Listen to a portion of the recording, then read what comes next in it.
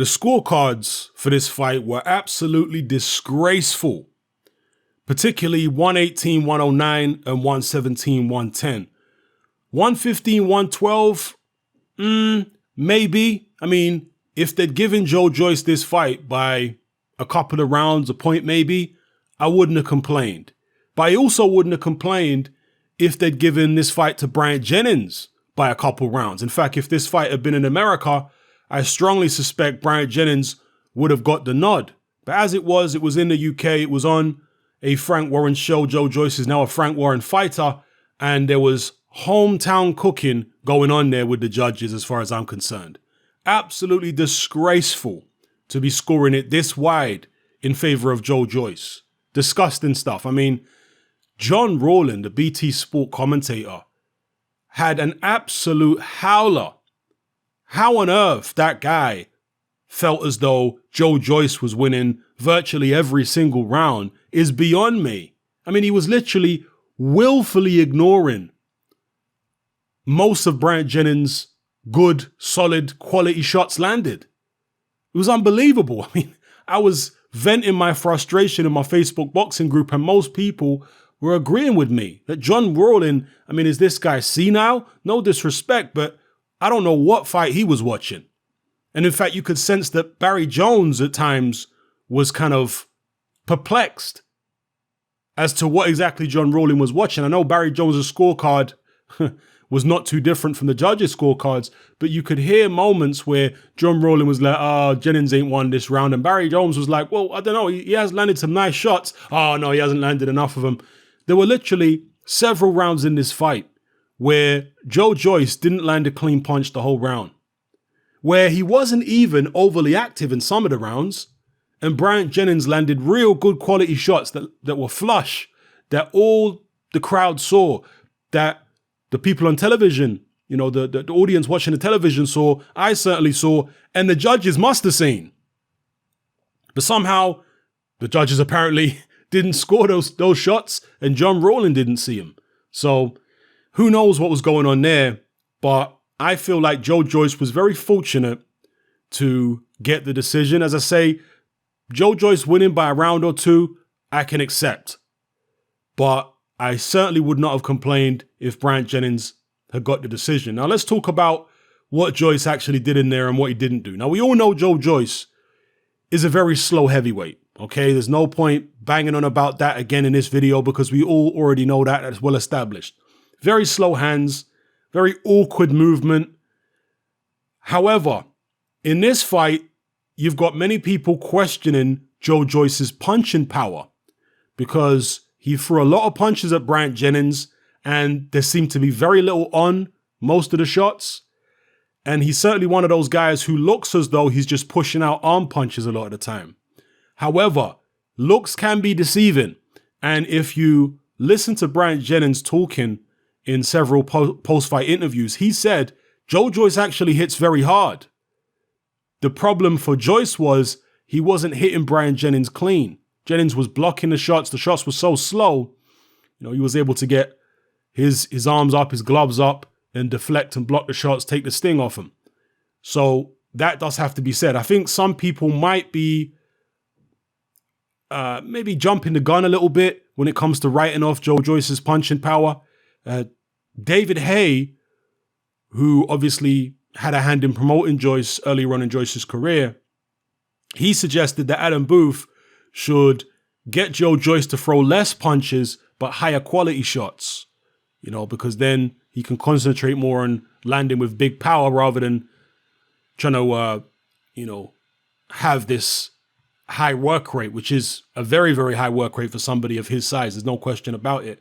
6'6", 260 pounds, whatever he is, Joe Joyce. Very high work rate for somebody of those dimensions. But David Haye thinks, you know, less is more. Less quantity and more quality. And I can go along with that, but there will be times when he will need to revert back to the higher punch output. It all depends on the opponent. It all depends on the circumstances. Now, in the first round, I believe it was the first, there was a moment where Bryant Jennings caught Joe Joyce with a left hook to the body and seriously hurt him. He never hurt him with any headshots throughout the fight, even though Bryant Jennings landed on Joyce's chin plenty of times. Jennings has never been a noted puncher. He has stopped some decent men, Bryant Jennings, but never a noted puncher. But the body shot that he hit Joe Joyce with virtually doubled Joyce over. So there could be a weakness there for Joyce. You know, when you're dealing with a big man like Joyce who comes forward and throws a lot at you, the body is not normally where people think to go. You know, but Bryant Jennings went there and, man, I mean, how close was he to scoring an upset stoppage victory? Because he went back to the body in a couple of the subsequent rounds, and I feel like Joe Joyce felt the body shot again. So there could be a vulnerability there, you know, kind of like Keith Thurman at welterweight. Whenever somebody's digged a nice shot to Keith Thurman's body, he seems troubled. We saw that in the Louis Collazo fight, first of all. Then we also saw it against Sean Porter, and there might have been one or two other fights where he showed vulnerability to the body. Maybe Joe Joyce has got the same thing because he's got this reputation from his amateur days as having a very good chin, although he was stopped by Sergey Kuzmin. I think that was fairly early on in his international amateur career. In the first round, he was stopped by Kuzmin.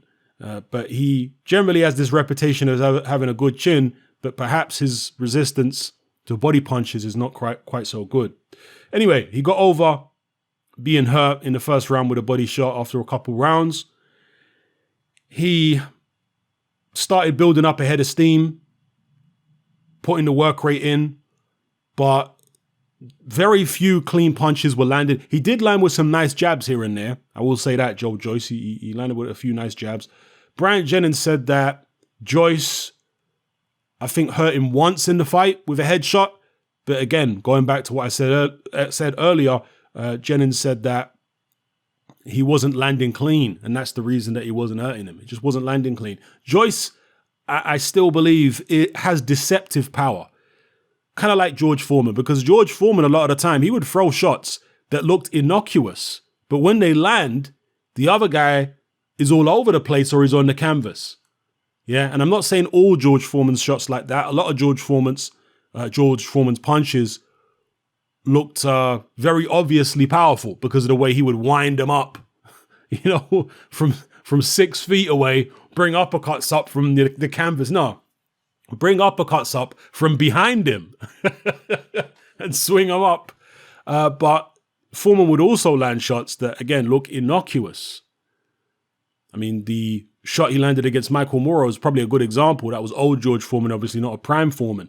But yeah, he would land these innocuous looking punches, but they would have tremendous power on them. Now, I'm not saying that Joyce has the kind of power of a young or an old George Foreman, but I do feel like the power is deceptive with Joyce at times, where the shots look slow and innocuous, but if they land clean, you're going to know about it, you know? And of course, not every punch that you throw has the same power on it. That's one thing people have to understand. I mean, from fight to fight, your power can vary, depending on how you feel, depending on how you decide to fight. So anyway, the fight went on. I feel like Bryant Jennings actually got better as the fight went on. You know, aside from the body shot he landed in the first round, he wasn't doing the best work that he did in the fight early on, Bryant Jennings. It came later on in the second half of the fight where he was slipping underneath Joe Joyce's shots. I think he was gaining a bit more confidence as well of the fact that Joyce was so slow and so easy to predict. He was slipping and sliding, coming up underneath, throwing hooks and counters and catching Joe Joyce clean on a regular basis. Now, in some of the rounds, you could say, okay, he landed 1 or 2 clean shots. Joyce was on him the whole time. Yeah, Joyce's shots were kind of partially blocked or not landing as clean, but because he was throwing 5 to every 1 that Jennings was throwing, you have to give it to Joyce. And I get that. Some rounds were like that. But there was also a lot of rounds where Joyce's punch quality was so poor in terms of not landing on the target at all, you know, being blocked by gloves and arms. And his punch output in some of those rounds wasn't particularly high. You know, there wasn't that much of a difference between punches landed between Joyce and Jennings, that I really feel Jennings was hard done by, both on Barry Jones' scorecard and the judges' scorecards. And certainly in the eyes of John Rowling, God knows what he was watching. So, yeah, that's my take on it, man. I've seen a lot of people now write Joe Joyce off, saying he's garbage, he's rubbish. Look, I think it really will be a case of styles make fights when it comes to Joe Joyce. I think there are certain styles, there are certain people out there that he could be successful against, and I'm talking about top 15 heavyweights. But you would imagine that somebody like Deontay Wilder would be the exact kind of fighter Joe Joyce should stay the hell away from, right? Because we've seen what Deontay Wilder can do to a big, slow heavyweight in Dominic Breazeale. Now, I do think that Joe Joyce is better than Breazeale. I think he has much faster feet than Breazeale, and he's certainly got a better amateur pedigree than Breazeale, but his hands are just as slow as Breazeale's hands. He's just as hittable as Breazeale for the most part. You know, certainly when he's coming forward trying to engage, he's just as hittable. So, you know, if I was part of Joe Joyce's management team, I would keep him well away from Deontay Wilder. I'd look for a title shot against Ruiz or AJ or whoever has the other belts at the time, long before I'd look at a title shot against Deontay Wilder. Obviously, if Wilder was the only choice for a title shot, you know, you'd go for it. But if there is any choice, you'd stay well away from somebody like Deontay Wilder, who, from a stylistic and ability point of view, is all wrong for Joe Joyce, in my view. And there'll be other fighters in the top 15 who'll be all wrong for Joe Joyce. But there'll also be several fighters who will be fine for Joe Joyce to get in there with, and it'll cause him a lot of problems. And in fact, now that Joe Joyce has had this fight against Jennings where he did look particularly poor, and he looked poor in this fight, let's not get it twisted, he looked poor. Now that he's had this fight, he may well get more opportunities moving forward. Because you remember the likes of Jarrell Miller was saying that who is Joe Joyce? You know, he needs to go out there and get a name for himself before I'm willing to fight him. Well, I think a Jarrell Miller right now would probably take the Joyce fight tomorrow. And several other top 15 heavyweights would take the Joyce fight right now if they were offered it, based on that performance against Jennings. So when it comes to matchmaking, it should be a bit easier now for Joe Joyce because he's looked so vulnerable. I mean, they were looking to try and get the Manuel Charr fight. I think he called out Manuel Charr after this Bryant Jennings fight. Called out Manuel Charr. So they're looking for that. They're also looking maybe for somebody like a Trevor Bryan, although he's linked to a fight against Tyson Fury.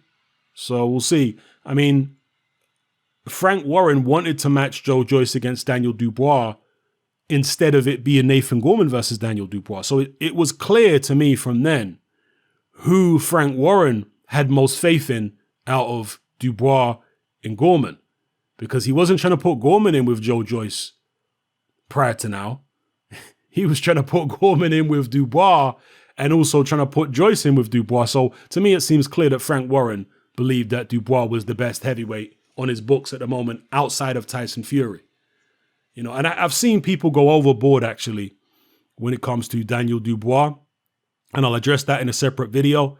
But for now, this, fight, Joe Joyce and Bryant Jennings, disappointing scoring. Joyce showed plenty of vulnerabilities. Should find big fights easier to make now because of that. But I do think he's still dangerous. You know, against the right fighter, Joe Joyce will still cause you problems. He's a very, very big, strong man, throws a lot of shots. I think he has deceptive power. And I think that will be revealed moving forward. That, some people are going to be writing off his power now. Then he's going to go in there against certain fighters and you'll be like, oh, wow, he shouldn't have be able to knock this guy out. This guy shouldn't be going down from Joe Joyce's punches. Bryant Jennings didn't, but Bryant Jennings weren't getting caught clean. Bryant Jennings was blocking the shots. Yeah. So anyway, let me know what you guys think in the comment section below about Joe Joyce. Are you writing him off? Do you think he's absolute trash? Do you think he's basically food for anybody in the top 15? Or do you, like me, suspect that if he's matched the right way, he'll still be able to get some decent wins in his career? It really all is about, styles make fights and understanding which styles Joe Joyce needs to stay the hell away from. So let me know what you guys think in the comment section below. What's happening about. Join me on Patreon. I upload a minimum of 2 podcasts every single week, covering a wide variety of controversial topics, as well as live stream Q&A sessions. Take a look on screen right now at some of the podcasts I've produced so far. For just $3 a month, the equivalent of about £2 a month, you get access to all my new podcasts and my entire back catalogue of past podcasts, including my popular Confessions of a Nightclub Bouncer series. You can listen on your computer or on your smartphone or tablet by downloading the Patreon app from the Google Play Store or the App Store for free. The Patreon app also allows you to download each podcast in MP3. For less than the price of a cup of coffee, you get access to dozens of hours of exclusive content. It's easy to sign up, there's no contract, and you can cancel at any time. So come and join our community of free and critical thinkers by signing up with me here on Patreon today.